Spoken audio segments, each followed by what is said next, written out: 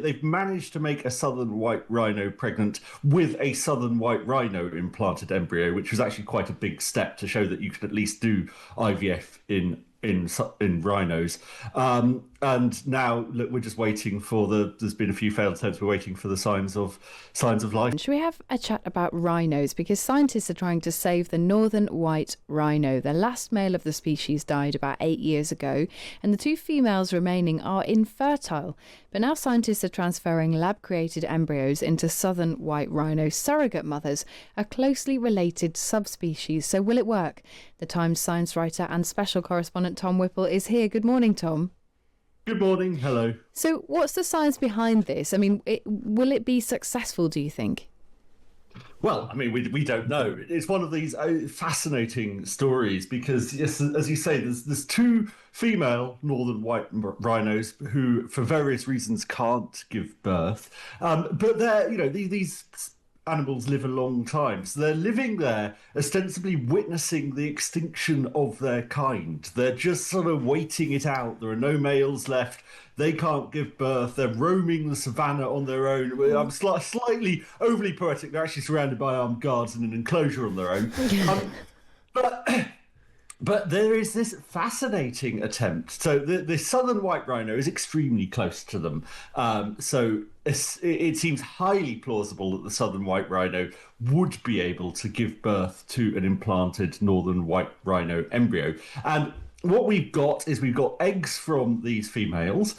We have got the sperm taken from a male before he died, and they're trying to restart them. Now, the problem with this is that actually, contrary to the Bible, you can't start an entire lineage from essentially one female and one male, or even two females and one male. So even if they're successful with this, they're going to have to find ways to take the skin cells of other northern white rhino males that have been preserved and turn those into sperm, and then start creating the genetic diversity to make this marvelous species roam Africa once more. I mean, that sounds like a lot of effort, Tom, and also not guaranteed to work. So the question might be asked, why are they bothering with this initial stage? Yeah, I mean, look, if you were being rational about this, you'd say we've got a whole bunch of animals that become extinct every day. There's plenty of easier targets. Why aren't we bothering with some sort of random invertebrate that lives in a pond in Woking or something? It's because it's a rhino. It's because it's really cool. It's big and it's got a large horn, and we like it. Yeah, there are plenty of. I'm sure there are plenty of more rational and better ways to spend money. But on the other hand, it's inspiring, and these two lonely females. The idea that science could somehow de-extinct this thing that feels like it is a foregone conclusion, to me, is pretty inspiring. I think so. Dicey. We're really interested in it as well, Tom. I suppose it's just that thing, isn't it, about who's policing this? Is this just scientists going, okay, look, we've got this frozen sample here, we've got this potential here, this species is a bit similar, we're going to have a crack at it? Does someone police this stuff? There isn't really. There's country specific. There's country-specific legislation on various different procedures. There isn't really much for animals. No, it's not particularly being policed, but it does require responsible scientific institutions to do it, simply because they're the ones that actually have the powers. And for now, this isn't the sort of thing that's being done by malevolent billionaires looking to get their army of northern white rhinos. So no, it sort of slightly falls outside of legislation. Well, we'll keep our fingers crossed, Tom. Do we know when we might see some results?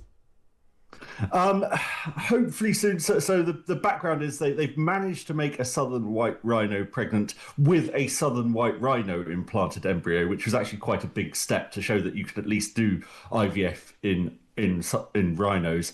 And now look, we're just waiting for there's been a few failed attempts. We're waiting for the signs of life. Well, fingers crossed, Tom. Thank you very much. As ever, great to have you with us.